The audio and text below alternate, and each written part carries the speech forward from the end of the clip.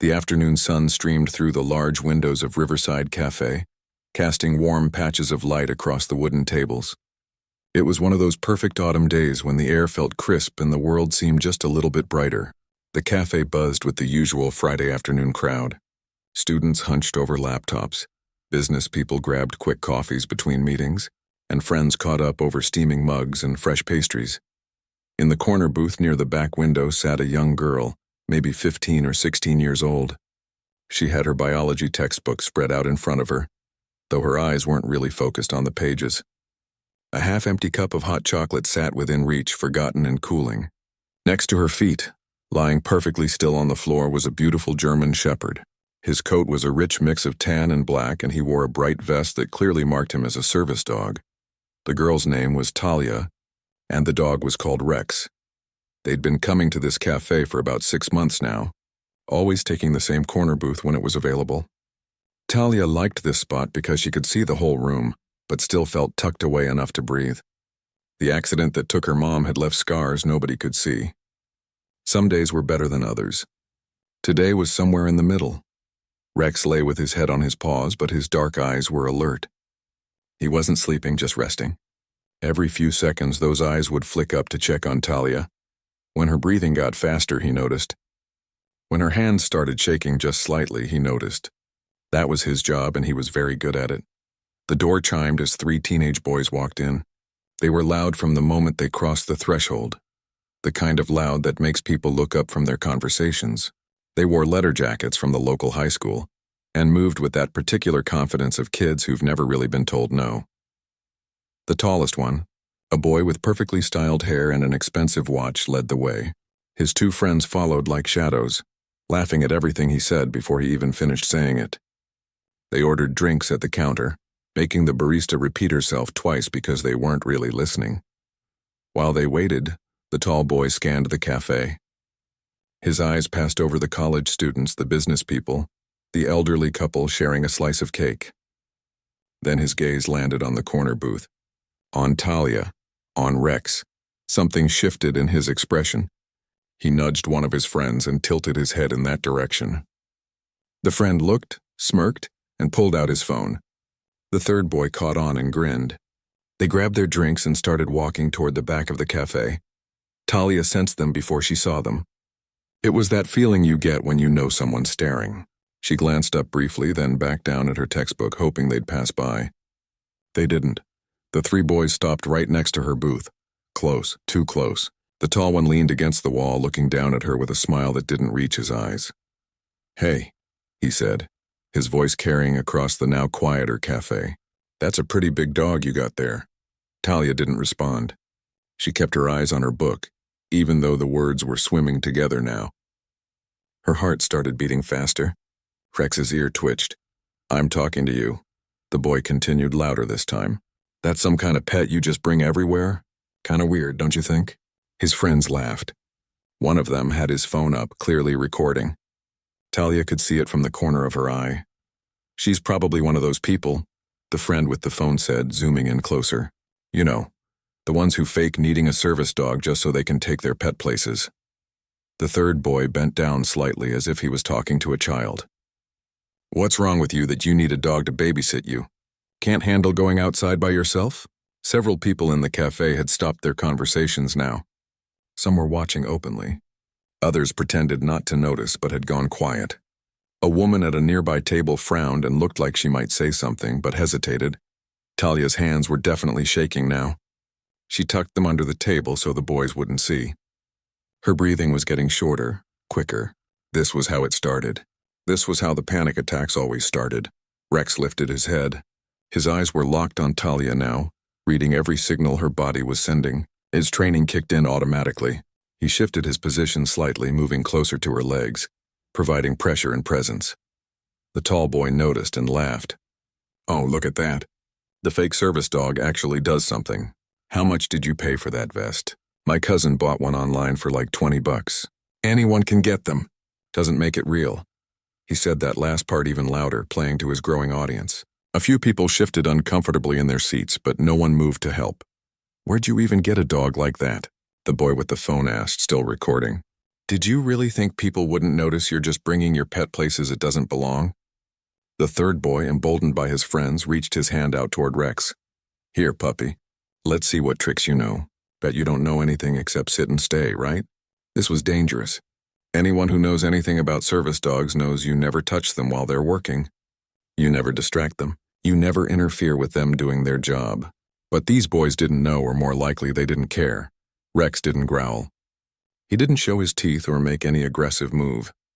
That wasn't his training. But his body went very still, and his eyes tracked that approaching hand with absolute focus. There was something in that stillness, something in the way he held himself, that suggested this was not an ordinary pet. Talia finally found her voice. It came out quieter than she wanted, almost a whisper. Please, just leave us alone. He's working. The boys erupted in laughter. The tall one actually mimicked her voice, making it high and whiny. Please leave us alone, he repeated in a mocking tone. He's working. More laughter. The boy with the phone moved even closer, getting what he probably thought would be a great shot for whatever social media platform he was planning to post this on. His two friends flanked the booth, effectively blocking Talia's exit if she tried to leave. Across the cafe, an older man at a table near the window had been watching this entire exchange. He was maybe 70, with silver hair and the kind of posture that spoke of military service. He'd noticed Rex the moment Talia walked in weeks ago. He'd noticed things about that dog that no one else had. Things that these cruel boys had completely missed. Now he slowly stood up, his chair scraping against the wooden floor. The sound cut through the laughter. He picked up his coffee and began walking toward the corner booth, his expression serious and his steps deliberate. Something in the cafe's atmosphere shifted. The old man moved with quiet authority, and even the boys felt it, though they didn't yet understand what it meant. What happened next would change everything. The truth about Rex was about to come out, and these boys were about to learn a lesson they'd never forget. The old man reached the corner booth in just a few strides. His presence seemed to fill the space, and even though he wasn't particularly tall or imposing, there was something about him that made people pay attention. He stopped right next to the three boys, his weathered face calm but his eyes sharp as steel. Step away from that dog, he said. His voice wasn't loud, but it carried weight. The kind of voice that expected to be obeyed. The tall boy turned, annoyed at being interrupted. His face showed irritation mixed with a bit of surprise. Excuse me? We're just talking here. This doesn't concern you. Step away, the old man repeated, not raising his voice even slightly. Now. The boy with the phone lowered it just a bit, uncertainty flickering across his face. But the tall one wasn't ready to back down. Not in front of his friends, not with half the cafe watching. Look, old-timer, we're just pointing out that this girl here is probably faking. Everyone does it these days. Fake service dogs everywhere. It's basically fraud, right? He crossed his arms, trying to look confident. The old man's eyes moved from the boys to Rex. He studied the dog for a long moment, taking in details that most people would miss.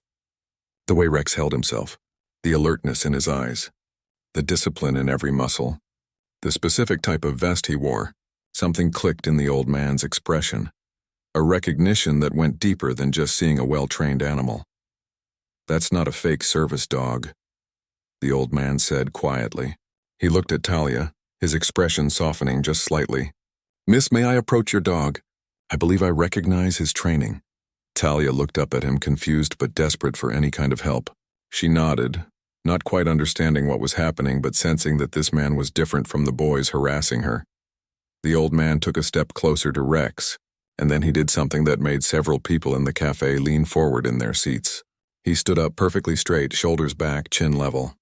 His entire posture changed. It was a military stance, precise and practiced. Then he raised his right hand and made a very specific gesture, a sharp movement that meant nothing to most people watching, but it meant everything to Rex. The German Shepherd's entire body language changed in an instant. He rose smoothly to his feet and moved into a position that no ordinary pet would ever know. It was a tactical stance, alert and ready, every inch of him focused and professional. The transformation was startling. One moment he'd been a gentle service dog lying quietly, and the next he was something else entirely. The three boys froze. The phone nearly slipped from its owner's hand. Military working dog, the old man said, and there was absolute certainty in his voice. Or former military, I spent 30 years training and working with dogs like this. I'd know that response anywhere. He made another hand signal different from the first. Rex immediately shifted position again, this time moving to stand directly in front of Talia, his body between her and the boys. It wasn't aggressive, but it was unmistakably protective. The precision was breathtaking. The cafe had gone completely silent now. Even the espresso machine seemed to have stopped hissing. Everyone was watching. The old man spoke again, and this time he used a different language.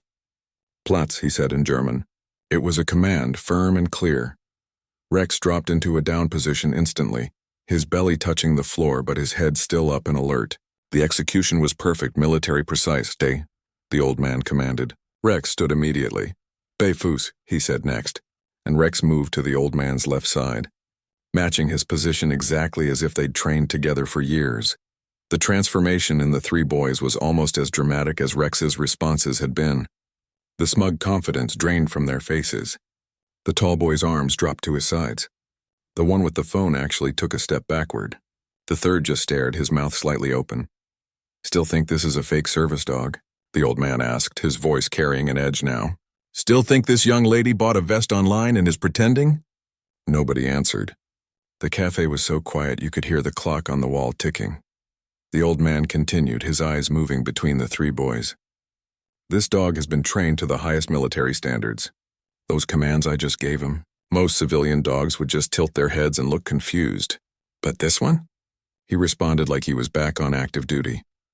He made another gesture and Rex immediately returned to Talia's side, resuming his service dog position.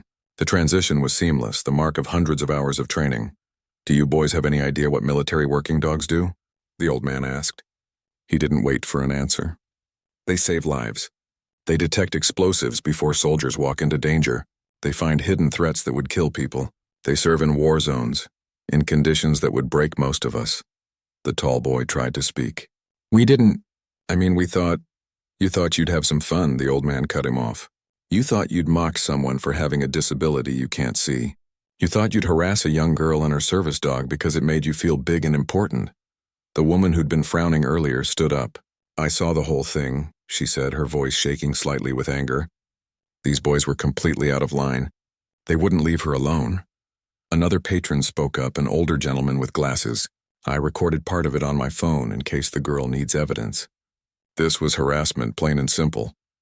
The boy who'd been recording looked down at his own phone, probably realizing that he'd captured his own cruelty on video.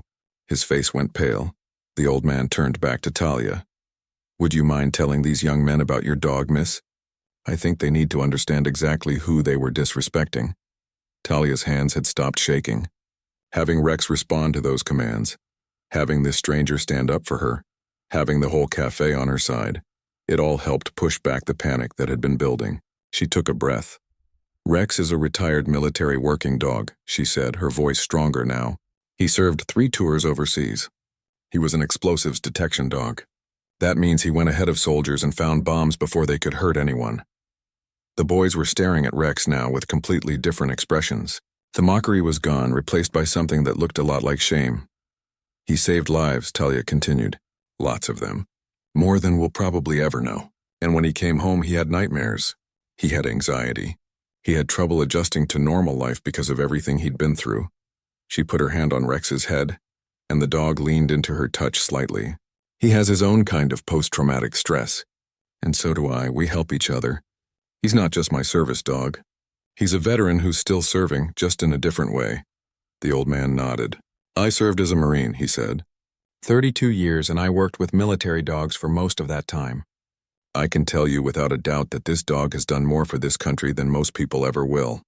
He fixed the 3 boys with a hard stare.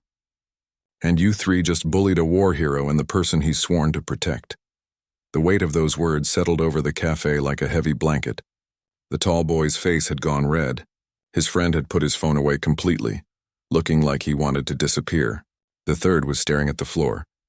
For the first time since they'd approached her table, Talia felt like she could breathe properly.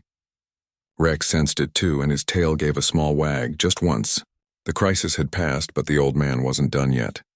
And neither was the rest of the cafe. The manager of Riverside Cafe had been restocking pastries behind the counter when the confrontation started. She was a woman in her mid-40s named Christine, who'd run this place for nearly a decade. She'd seen plenty of drama in that time, but this was different.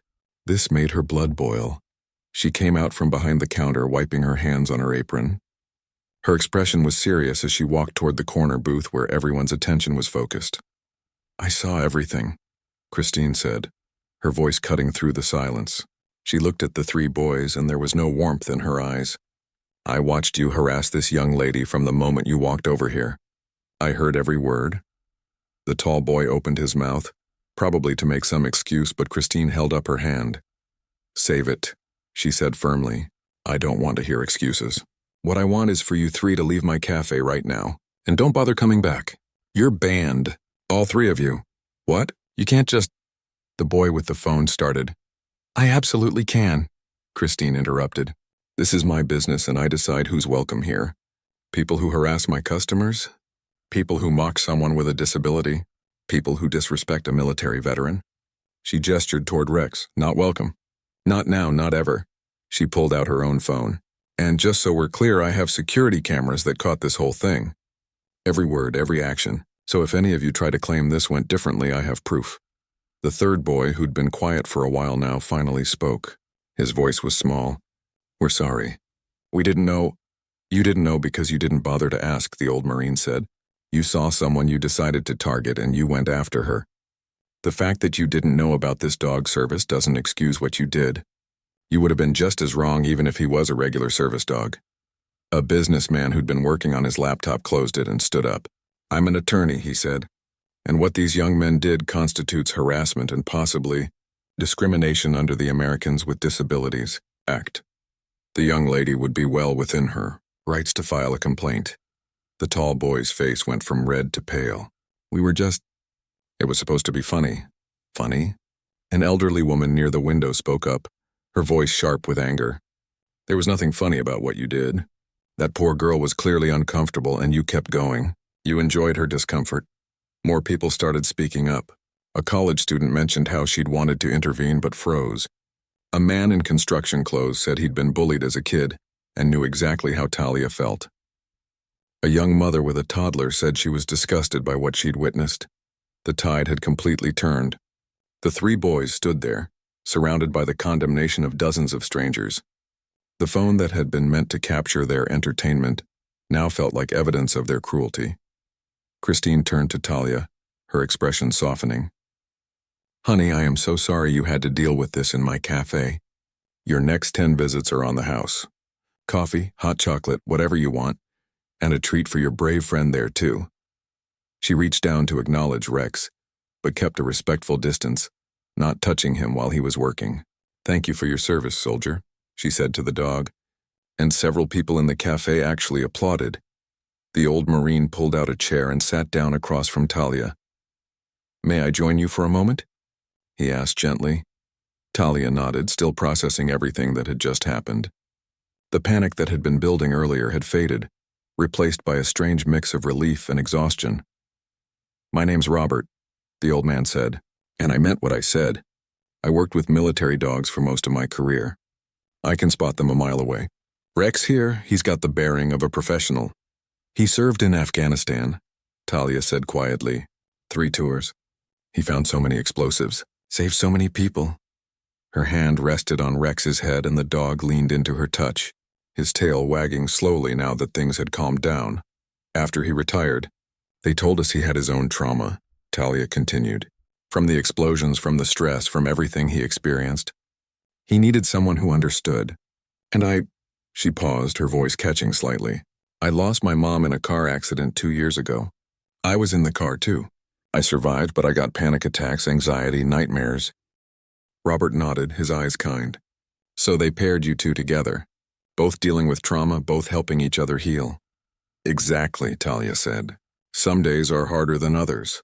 Today was already a medium day, and then—" She glanced toward where the 3 boys still stood, looking miserable.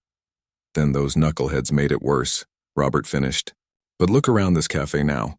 Look at all these people who stood up for you. That matters too." It was true. The atmosphere in the cafe had shifted completely. People were smiling at Talia now. A few gave her thumbs up. The young mother with the toddler came over and thanked her for Rex's service. Another veteran, a younger guy who must have served more recently, asked if he could buy Talia lunch. The businessman who'd mentioned the ADA came over and handed Talia his card. "If you want to pursue this legally, I'd be happy to help pro bono. What they did was wrong, and there should be consequences." Talia took the card but didn't commit to anything. She just wanted to process everything that had happened. Christine returned with a fresh hot chocolate for Talia and a small plate of chicken treats for Rex. "These are homemade by my sister," she explained. "She has a therapy dog and makes these special. All natural, vet approved." Talia gave Rex permission to eat, and he gently took the treats one at a time, his tail wagging with more enthusiasm now. Meanwhile, the three boys still stood there unsure of what to do.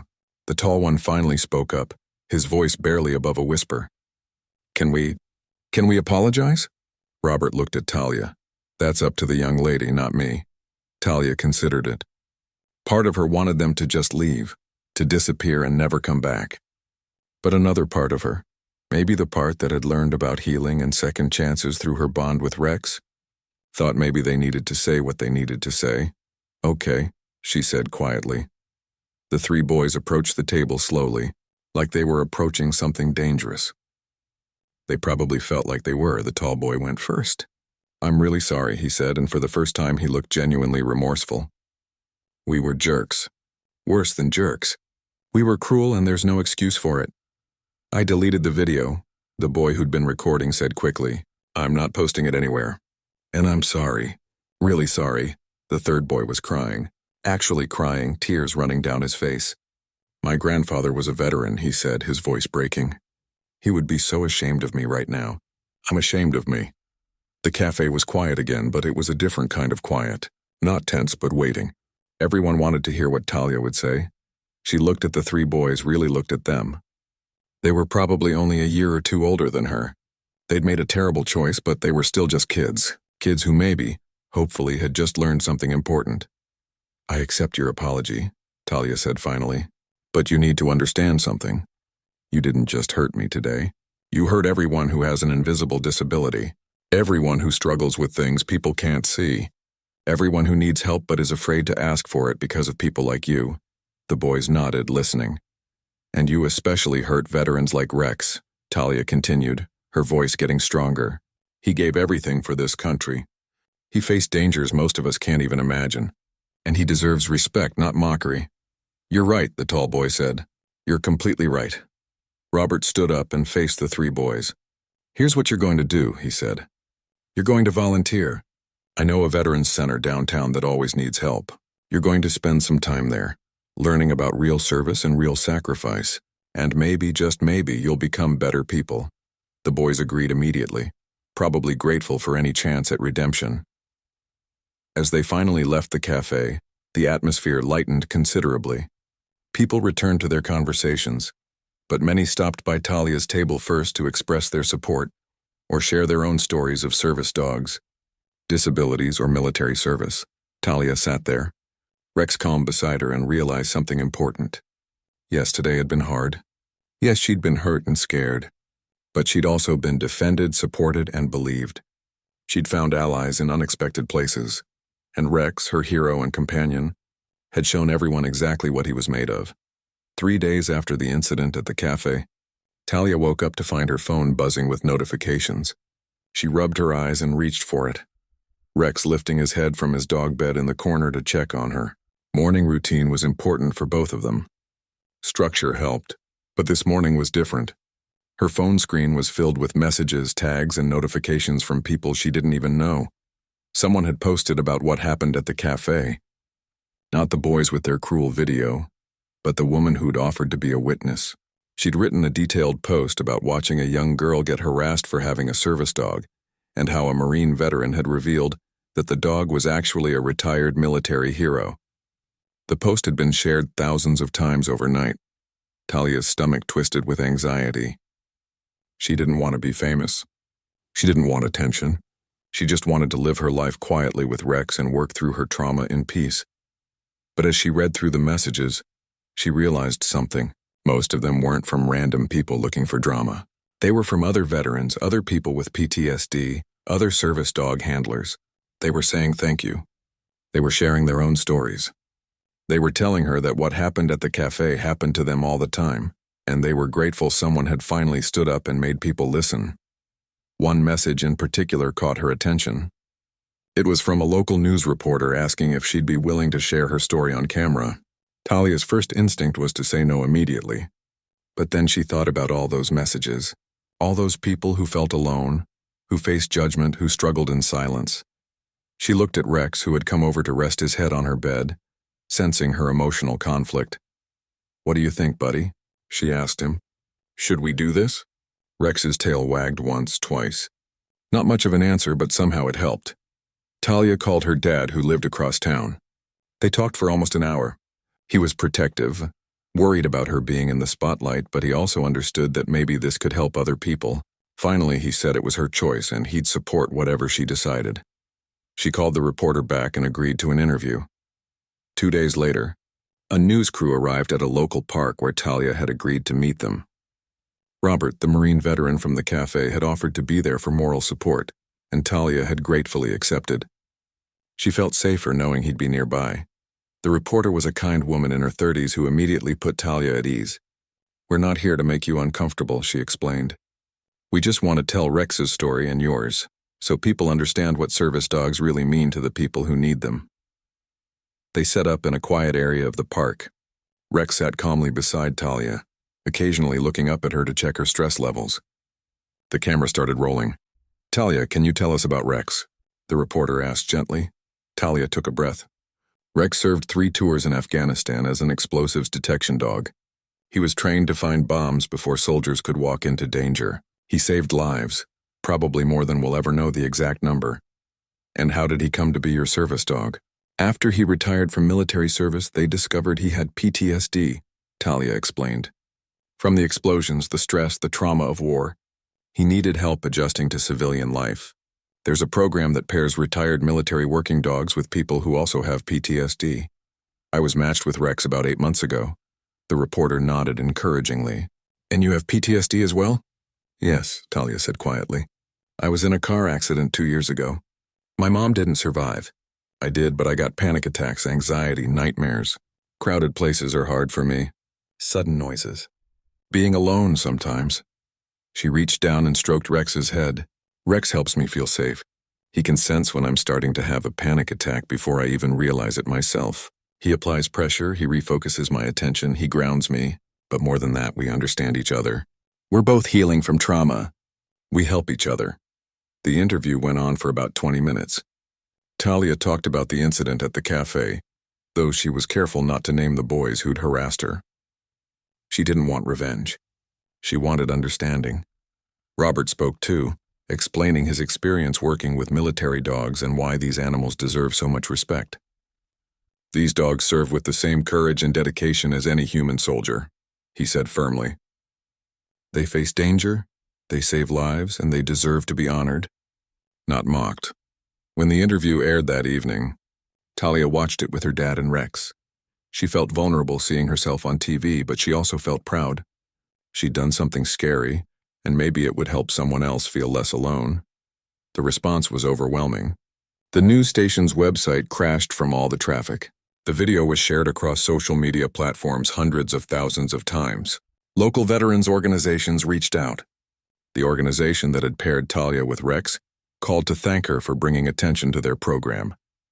Donations started pouring in, but the most meaningful responses came from individuals.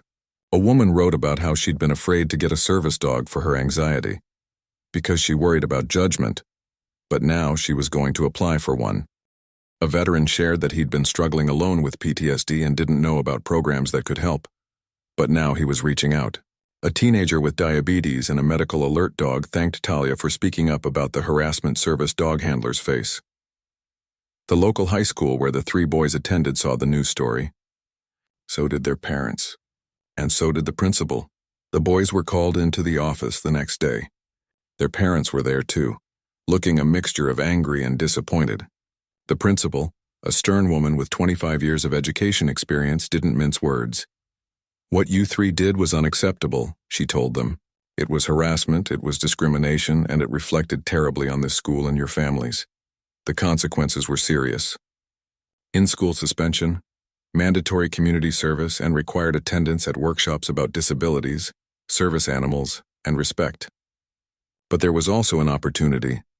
Robert Hayes, the Marine veteran from the cafe, runs a program at the Veterans Center, the principal explained. He's agreed to let you three volunteer there as part of your community service. You'll learn about real service and sacrifice, and maybe you'll become better people for it. The tall boy, whose name was Kyle, spoke up. We want to do better, he said. We were wrong. Really wrong. And we want to make it right, so they started volunteering. Every Saturday morning, the three boys showed up at the Veterans Center downtown. At first, they were quiet and awkward, clearly uncomfortable. But Robert and the other veterans were patient with them. They assigned the boys simple tasks at first. Cleaning, organizing, helping set up for events. But gradually, they let them interact more with the veterans. The boys heard stories about war, about sacrifice, about coming home changed. They met veterans with PTSD, with physical injuries, with invisible wounds. They also met several other retired military working dogs. A Belgian Malinois named Luna, who'd lost a leg in combat but still had the spirit of a warrior. A Labrador named Duke, who detected explosives in Iraq and now helped his handler cope with nightmares. Each dog had a story, and each one had earned their peaceful retirement. Kyle, the ringleader from the cafe, found himself particularly drawn to an older German shepherd named Apollo. Apollo had served 2 tours and now lived with a young veteran named Chris who struggled with severe anxiety. He saved my life in more ways than one, Chris told Kyle one afternoon. Over there, he literally saved me from an IED. Back here, he saves me every day from my own mind. Kyle felt something shift inside him. This wasn't abstract anymore. These weren't just stories. These were real people and real animals who'd given everything. 4 weeks into their volunteer work, Robert approached the 3 boys. There's a fundraising event next month for the service dog program, he said. The one that paired Talia with Rex. I think you 3 should help organize it. The boys agreed immediately. They threw themselves into the project, spending their free time making flyers, reaching out to local businesses for donations, spreading the word on social media. They were determined to make it the biggest fundraiser the program had ever had. They also decided to do something else, something they hadn't told anyone about yet. Kyle used his own money, saved from birthdays and a part-time job, to make a donation to the program in Rex's name. His 2 friends did the same. It wasn't a huge amount, but it was meaningful. It was them trying to balance out some of the harm they'd caused.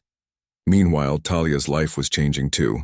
Schools started inviting her to speak about service dogs and invisible disabilities. She was terrified at first, but Robert offered to come with her to the first few talks. Having him there helped. She spoke at middle schools and high schools, sharing Rex's story and her own. She talked about how disabilities aren't always visible, and how important it is to be kind because you never know what someone else is going through. Students asked questions. Good questions. They wanted to know how to help people with service dogs. They wanted to know about PTSD. They wanted to know how they could make a difference.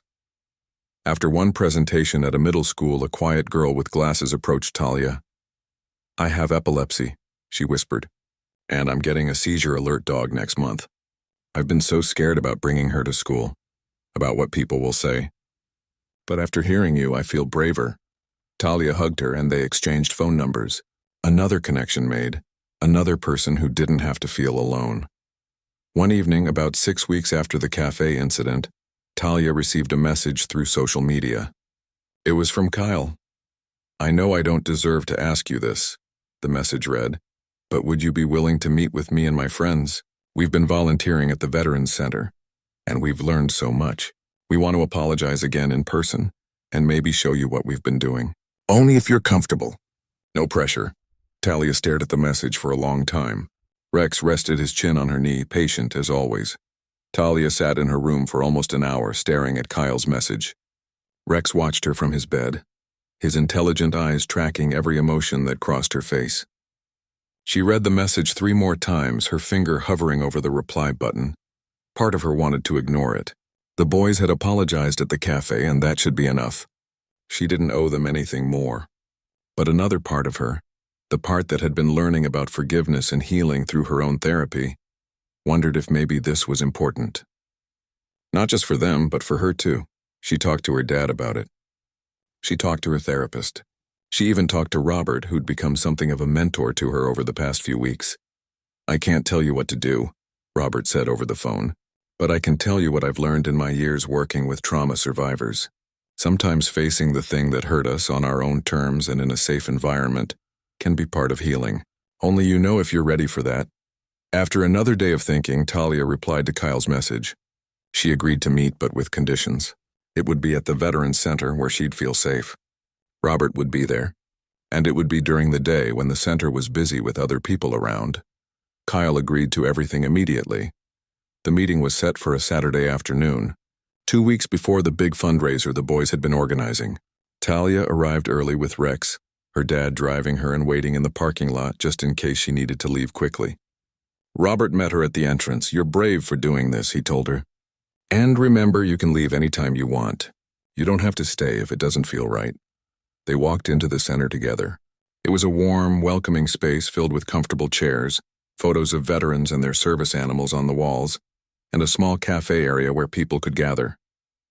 Several veterans were there that afternoon, some reading, some talking quietly, some working with their service dogs on training exercises. Kyle and his 2 friends arrived right on time. They looked different from that day at the cafe, less cocky, more humble. They were dressed neatly and seemed genuinely nervous. Robert led everyone to a quiet corner where they could talk without disturbing others. Rex positioned himself between Talia and the boys, not aggressively, just present. Always on duty, Kyle spoke first. "Thank you for agreeing to meet us," he said. "We know we don't deserve your time or your forgiveness, but we're grateful you're giving us this chance. We've been volunteering here for 6 weeks now." The second boy, whose name was Jordan, added, "And it's changed everything for us. The stories we've heard, the people we've met, the dogs we've gotten to know. We understand now what we did wrong. Really understand it." The third boy, David, was the one who'd been crying that day at the cafe. He looked like he might cry again now. "My grandfather was a Marine," he said quietly. "He died when I was 10, but I remember him. He was my hero. When I realized what we'd done, how we disrespected a military dog and someone with PTSD, I felt like I disrespected my grandfather's memory too." Talia listened, her hand resting on Rex's head. The dog was calm, which helped her stay calm too. "We want to show you what we've been working on," Kyle said. "The fundraiser for the service dog program. We've got local businesses donating items for a silent auction. We've got a restaurant providing food. We've got a band volunteering to play. We're expecting over 200 people." He pulled out his phone and showed Talia photos of their progress, flyers they'd designed, emails from donors, a spreadsheet tracking everything they'd organized. They'd clearly put in serious work. "We also want to do something else," Jordan said.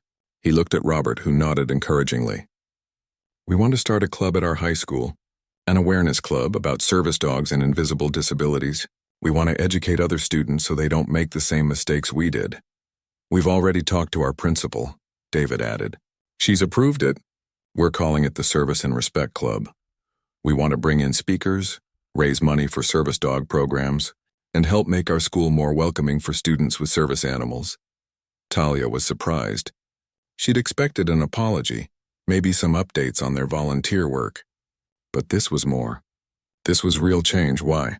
she asked. "Why are you doing all this?" Kyle met her eyes. "Because what we did to you, we'd done to other people in smaller ways our whole lives. Making fun of people who were different, judging people we didn't understand, thinking we were better than everyone else. That day at the cafe, we got called out in front of everyone, and it was humiliating, but it was also necessary. Working here, meeting these veterans, hearing their stories, it broke something open in us," Jordan said. "We realized how ignorant we'd been, how cruel, and we didn't want to be those people anymore." David wiped his eyes. "I visit my grandfather's grave now every week. I tell him about the work we're doing here. I like to think he'd be proud, that maybe we're finally becoming the kind of people he would have wanted us to be." Robert spoke up. "I've been supervising these boys' volunteer work. At first, I'll admit, I was skeptical. I thought they'd do the minimum required and leave. But they've shown up every single week, on time, ready to work. They've connected with our veterans. They've learned. They've grown." He looked at Talia. I'm not saying you have to forgive them. That's entirely your choice, and no one would blame you if you didn't. But I do think they're genuinely trying to do better. Talia was quiet for a long moment. Rex leaned against her leg, providing his steady, comforting pressure. She thought about her own journey over the past 2 years. The accident, the loss of her mom, the long, hard road of therapy and healing, the gift of having Rex by her side. She thought about all the messages she'd received from people thanking her for speaking up. All the students who'd listened to her presentations. That girl with epilepsy, who'd felt brave enough to bring her seizure-alert dog to school. Hurt people could hurt other people, but healing people could help other people heal too. I accept your apology, Talia said finally, and I appreciate everything you've done, but I need you to understand something. Forgiveness isn't a one-time thing. It's not like I say the words and everything's fine and we're friends now. The boys nodded, listening intently. You hurt me, Talia continued. You made one of my bad days so much worse. That's going to stay with me. But I also believe people can change. I've had to change so much since my accident. I've had to learn to ask for help, to accept my limitations, to be patient with myself. So I'm going to be patient with you too. Thank you, Kyle said, his voice thick with emotion. That means more than you know. There's one more thing we wanted to ask, Jordan said hesitantly. The fundraiser. Would you be willing to come?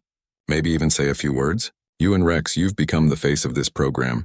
People would love to meet you both. Talia's first instinct was to say no. Being the center of attention still made her anxious. But then she thought about why the fundraiser was happening. To help pair more dogs like Rex with more people like her.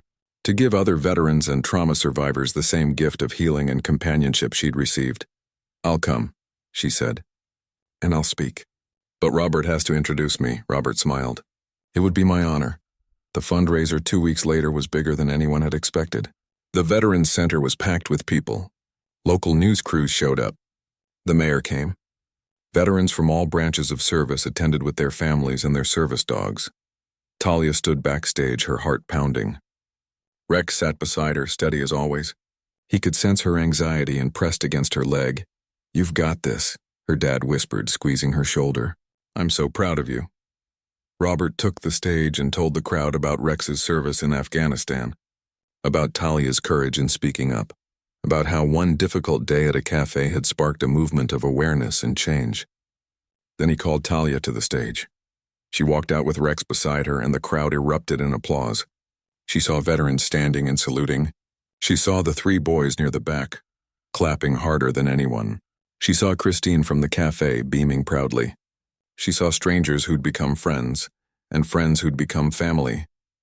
Talia spoke for 10 minutes. She talked about Rex and his service. She talked about her own struggles with PTSD. She talked about how service dogs aren't just pets but lifelines for people who are fighting invisible battles. Every single day.